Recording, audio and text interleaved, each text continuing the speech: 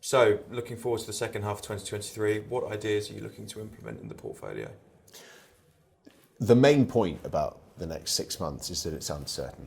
If I've read 6 analyst documents detailing one type of economic scenario, I've read another 6 that completely contradict it.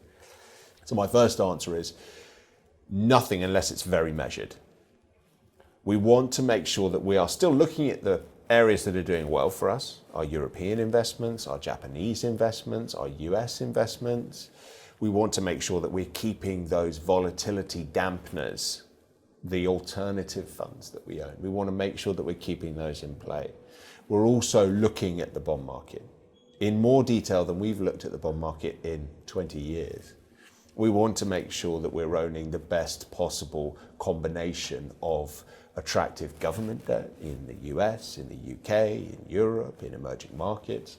But we also want to look at high quality bonds as well. So corporate bonds, companies, high quality companies with stable bonds, perhaps trading at opportunities we might not see again in the next decade.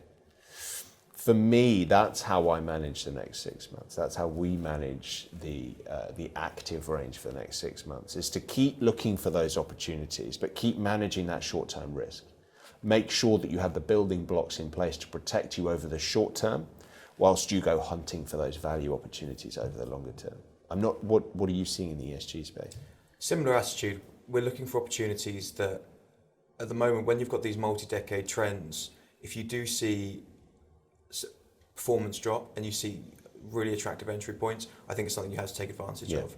I think that at the moment we're seeing the green infrastructure play, which is going to be crucial for the next 5 decades and further. Yeah. And the long-term structural growth of those investments. So that's something that we're interested in at the moment. We're also looking at biodiversity and sustainable future food as 2 themes that are looking really interesting at the moment. So again, managing that longer term value, right? It's the short term risks, but looking for the long term that potentially are being overlooked at the moment. Absolutely, managing the short term, but giving our clients the chance to benefit from these long term structural trends. Yeah.